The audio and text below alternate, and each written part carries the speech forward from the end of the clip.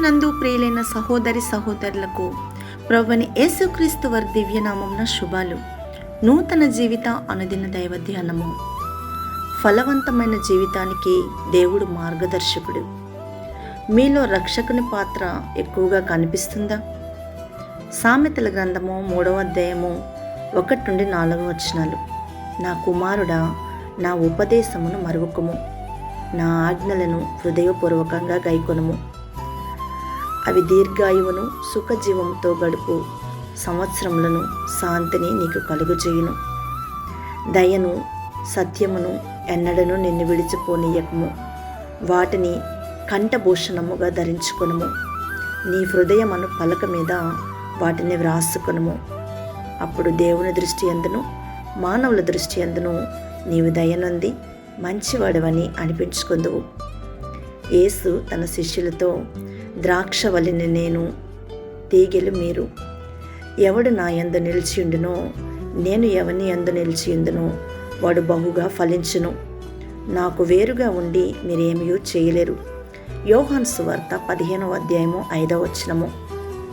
మనము పరిశుద్ధాత్మపై ఆధారపడి క్రైస్తవ జీవితాన్ని గడుపుతున్నప్పుడు మనలో 2 విషయాలు స్పష్టంగా కనిపిస్తాయి.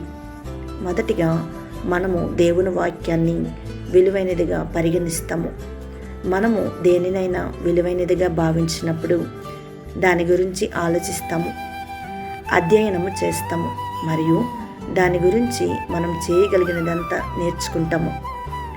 బైబిల్ను అధ్యయనం చేయటం ద్వారా మనము దేవుని స్వభావము, దేవుని ప్రణాళికలు మరియు వాగ్దానాల గురించి నేర్చుకుంటాము.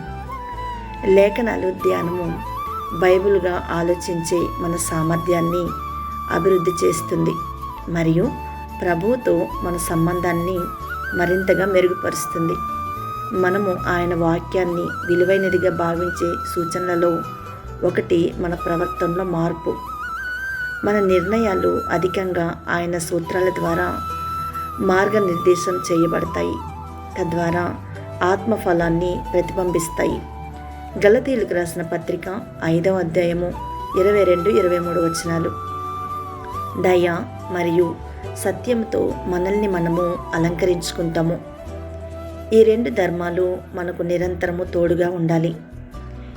దేవుని సత్యానికి మనలోనే కాకుండా ఇతరులలో కూడా భక్తిహీనమైన దృక్పథాలను మరియు ప్రవర్తనలను బహిర్గతం చేసే శక్తి ఉంది. ఇది జరిగినప్పుడు దయ దెబ్బతినకుండా సంబంధాలను రక్షించడంలో సహాయపడుతుంది. ఇంకా ఏమిటంటే, ఇది సంఘాలలో అసమ్మతిని మరియు విభజనను నిరోధించగలదు.